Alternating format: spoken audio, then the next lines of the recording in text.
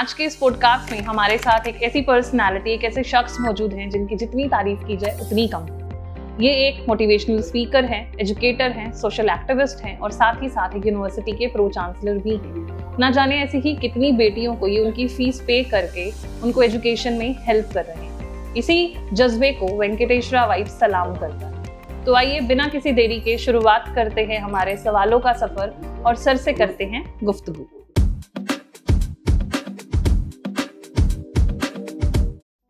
सबसे पहले तो मैं सर को छोटा सा थैंक यू बोलूंगी कि उन्होंने अपने इतने बिजी शेड्यूल से हमारे व्यूअर्स के लिए टाइम निकाला और हमारे पॉडकास्ट के लिए टाइम निकाला। तो चलिए बिना किसी देरी के शुरू करते हैं हमारे सवालों का सफर। सर आपका बहुत बहुत शुक्रिया। Thank you so much ma'am. सबसे पहला सवाल, जब भी हम अपने पॉडकास्ट को स्टार्ट करते हैं तो हम हर पर्सनालिटी की छोटी सी एक जर्नी के बारे में जानना चाहते हैं। ऐसा आपकी जर्नी में क्या एक्साइटेड रहा है कि जिसने राजीव को doctor Rajiv Tyagi the pro chancellor बनाया? मैं एक बहुत से साधारण परिवार में पैदा हुआ है। मेरा जन्म मेरठ जिले के एक अभी बागपत, वर्तमान में बागपत के एक छोटे से गांव में हुआ। मैं यूपी बोर्ड के स्कूल में पढ़ा और जैसा कि आमतौर पे गांव के बच्चे होते हैं कि कॉन्फिडेंस की कमी और कहीं मंच शेयर ना करना, मौका भी नहीं मिलना, मौका भी मिला तो शेयर नहीं करना। तो ये जर्नी ऐसी रही कि बहुत घबराना, कहीं पार्टिसिपेशन में हिस्सा ना लेना। जिस स्कूल में मैं पढ़ता था 3-4 बार ऐसा हुआ कि मैंने स्पीच के लिए अपना टीचर्स डे पे नाम लिखवाया और फिर घबराहट दिन आने तक इतनी घबराहट हुई कि मैं उसको जो है छोड़ के बीच में से भाग आया। तो उस दिन स्कूल ही नहीं गया। फिर एक दिन अचानक मैं 9th में था, मुझे अभी भी याद है, टीचर्स डे का फंक्शन हुआ। तो मैंने अपने घर आके अपने दादाजी को बताया, जो मेरे रोल मॉडल भी हैं, हमेशा रहेंगे। वो है नहीं फिजिकली रूप से, लेकिन वो हमेशा मेरे साथ रहते हैं। तो मैंने बताया कि मेरे दोस्त संजय ने बहुत अच्छी स्पीच दी। तो बहुत तालियां बजी, मैंने भी बहुत तालियां बजाई। तो उन्होंने कहा, अच्छा, अगर सारी उम्र दूसरों के लिए तालियां बजा के खुशी ये मिलती है तो ये भी कोई बुरी चीज़ नहीं है। वो बात दिल को बहुत बुरी तरह लगी। फिर मैं इंतजार करने वाला नेक्स्ट कोई भी फंक्शन कब होगा। तो हमारा एनुअल फंक्शन था और मैंने उस पर स्पीच में अपना नाम, फर्स्ट टाइम मैं स्टेज पे चढ़ा और मैं लगभग 20 मिनट दहाड़ा और पूरा कैंपस, पूरा स्कूल मेरे लिए खड़े होकर तालियां बजा रहा था। क्या बात है। फिर वो जर्नी शुरू हुई और वो आज तक वो सफ़र बदस्तूर जारी है। जी, तो दोस्तों जैसे मैंने कहा था हमारे साथ एक मोटिवेशनल स्पीकर, एक एजुकेटर और एक सोशल एक्टिविस्ट है। तो आइए सर से कुछ और गुफ्तगू करते हैं। तो अब हमारा दूसरा सवाल, सर हम आजकल के जो बच्चे हैं वो क्लासेस में कम, क्लासेस के बाहर ज़्यादा है। तो अगर हम डॉक्टर राजीव त्यागी की बात करें तो सर आपने अपने कॉलेज टाइम में कभी अपने क्लासेस बंक करी हैं? जी बिल्कुल, मैंने बहुत सारे नियम तोड़े हैं। बहुत सारी, जितनी टोटल क्लास नहीं की उससे ज़्यादा बंक की। बंक करने के मौके नहीं मिलते थे, लेकिन जैसे ही हम स्कूल के गेट पे पहुंचते थे और वो अपनी क्लास में, तो मैं वहीं से वापस हो जाता था। और उन दिनों क्या होता था कि VCR VCP चलते थे। तो एक दिन में मैं 2 पिक्चर देख देता। तब तक छुट्टी होने का टाइम होता था, फिर आके वहीं से गेट से अपनी सिस्टर के साथ में वापस चल देता था। वो पूछती कैसी क्लास, मगर बहुत ज़बरदस्त, बहुत अच्छी क्लास थी। तो मैंने बहुत सारे बंक किए सारे। और मैं युवाओं को भी आह्वान करता हूँ कि सारे नियम बनते ही तोड़ने के लिए। बातें सुनकर मुझे भी मेरे कॉलेज टाइम के किस्से याद आ गए। बट मेरे केस में ये था कि मैं मूवी देखने जाती थी तो फिल्म रिव्यू करने जाती थी और जिसके मुझे पैसे भी मिलते थे। मैंने मस्ती के साथ पैसा भी कमाया है। तो चलिए हम अब बढ़ते हैं हमारे तीसरे सवाल की तरफ। सर अब मैं ये जानना चाहूंगी, अगर आप एक वेंकटेश्वरा यूनिवर्सिटी के प्रो चांसलर ना होके एक स्टूडेंट होते तो आप कौन से कोर्स में एडमिशन लेते और क्यों लेते? मुझे शुरू से, क्योंकि बोलने का, भाषण देने का, मैंने बताया 9th के बाद से आज तक वो सफ़र नहीं रुका।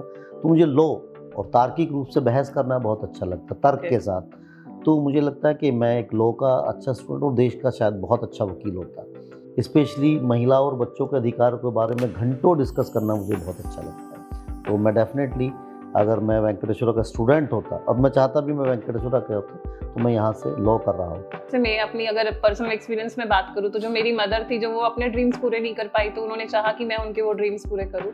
और मैं उम्मीद करती हूँ, मैंने सुना आपकी 2 बेटियां हैं, तो डेफिनेटली आपका जो पैशन है, आपका जो ड्रीम है, कहीं ना कहीं आपकी बड़ी बेटी या छोटी बेटी उस पैशन को पूरा करे।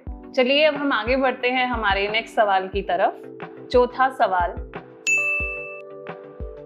सर, हमारी श्री वेंकटेश्वरा यूनिवर्सिटी की ऐसी क्या खासियत है, ऐसी क्या यूएसपी है, ऐसी क्या स्ट्रेंथ है जो हमें श्री वेंकटेश्वरा यूनिवर्सिटी को बाकी यूनिवर्सिटी से अलग बनाती है?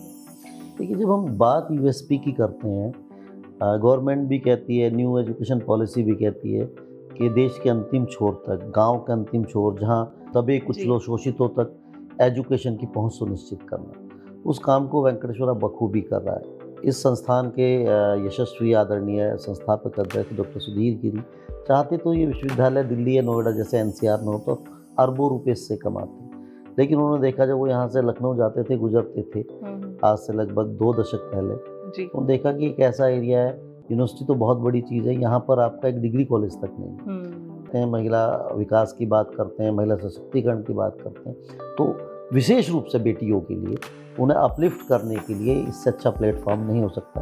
तो अमरोहा में इस विश्वविद्यालय की स्थापना हुई और आज भी अपने उसी मिशन को लेकर आगे बढ़ रहा है।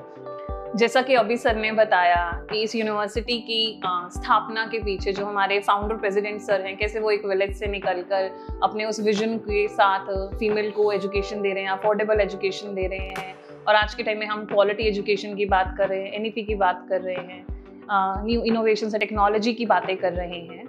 तो सर, मैं ये जानना चाहूँगी अब आपसे कि जैसे हमारी जो श्री वेंकटेश्वरा यूनिवर्सिटी है, यहाँ पर फीमेल स्टूडेंट्स भी हैं, हमारे फीमेल कोलीग्स भी काम कर रहे हैं, क्या वेलफेयर मेजर्स ले रहे हैं specially to empower their women? देखिए, श्री वेंकटेश्वरा यूनिवर्सिटी के 1 दर्जन से ज़्यादा स्कूल्स हैं अलग अलग। जहाँ तक बेटियों को आगे बढ़ाने की, विमेन एम्पावरमेंट की बात है, तो हमारा एक कोशिश रहती है शिक्षा और स्वास्थ्य दोनों ही जगह हम बेटियों को आगे बढ़े। जैसे हमने स्पोर्ट्स के लिए बेटी अजा खान को हमने उसकी पूरी एजुकेशन फ्री कराई, वो नेशनल प्लेयर थी, उसे इंटरनेशनली मौका दिया और 4 लाख रुपए की कैश उसको जो स्कॉलरशिप भी हमने दी संस्थान। इसके अलावा हम स्वास्थ्य की बात करें तो हमारे हॉस्पिटल्स में 12 महीने हमने एक स्कीम लगी है, लाडो बिटिया योजना।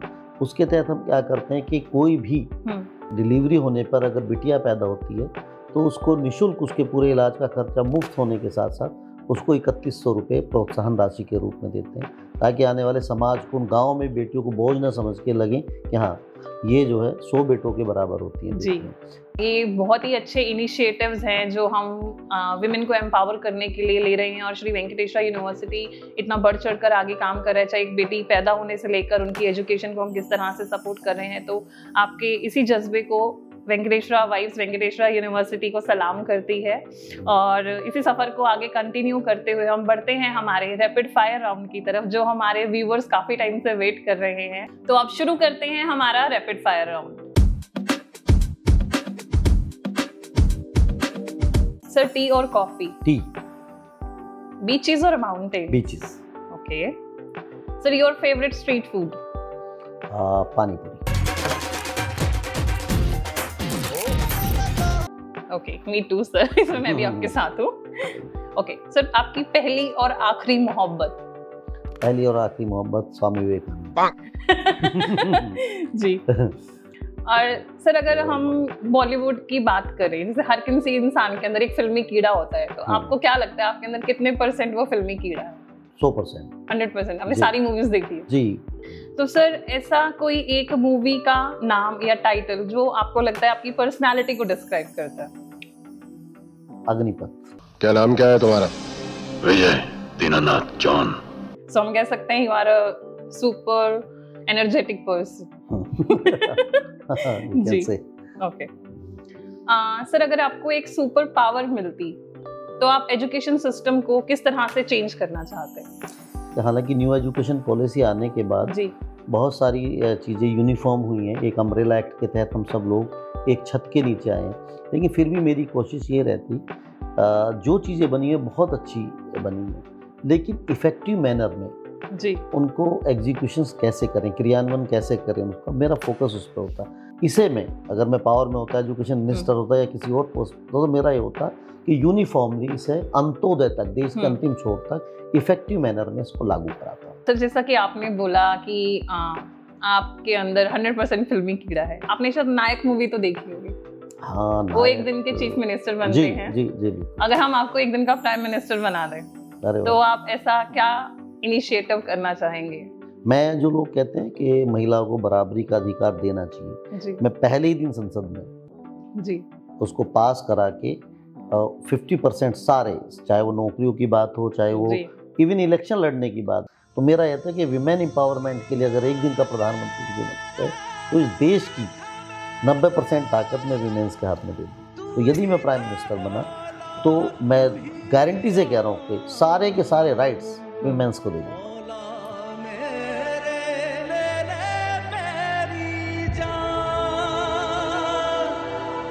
मैं सर की बात से 100% और स्ट्रांगली अग्री करती हूँ कि जब एक वीमेन अपने घर की बागडोर संभाल सकती है तो वो देश भी संभाल सकती है। सर ने बहुत अच्छा बोला कि मैं प्रे करती हूँ कि सर को एक दिन की वो प्राइम मिनिस्टर की पावर मिल जाए तो शायद हम फीमेल्स के लिए कुछ अच्छा हो जाए। आपको पोइट्री, शायरी, गजल इन सब का भी शौक है, तो सर व्हाट्स योर फेवरेट शायरी और गजल? गुलाम साहब को सुनता हूँ, नुसरत साहब को सुनता हूँ, राहत इंदौरी मेरे फेवरेट हैं। तो ये तो बहुत लंबी लाइन है। मनोज मुंजिर हैं तो उन्हें भी सुनता हूँ, कुमार विश्वास को सुनता हूँ, दिनेश रघुवंशी जी को सुनता हूँ, तो बहुत सारे लोग हैं जो मेरी इस लिस्ट में हैं। सर मेरा रैपिड फायर राउंड का ये सेकंड लास्ट क्वेश्चन है, इसके बाद सिर्फ एक सवाल हम आपसे और पूछेंगे जी। सर अगर हम बात करें कि जो हमारे स्टूडेंट्स हैं, जो हमारे व्यूअर्स हैं, अगर आपको कोई भी 2 लाइनों के साथ उनको मैसेज देना हो तो वो कौन सी 2 लाइनें होंगी? देखिए मेरा है कि वो age is a number, and must sure you are beating that number sir. No yes वो ये 2 लाइनों से अपनी बात करूँगा कि अभी सूरज नहीं डूबा, जरा सी शाम होने दो, मैं वापस लौट आऊँगा, मुझे नाकाम होने दो, मुझे बदनाम करने के बहाने ढूंढते हैं लोग, मैं खुद हो जाऊँगा बदनाम, मेरा नाम तो होने दो, मेरा नाम तो होने दो। इसलिए इसकी परवाह किए बिना के कौन क्या कह रहा, आप आगे बढ़ते जाइए जी। Sir what's your stress buster?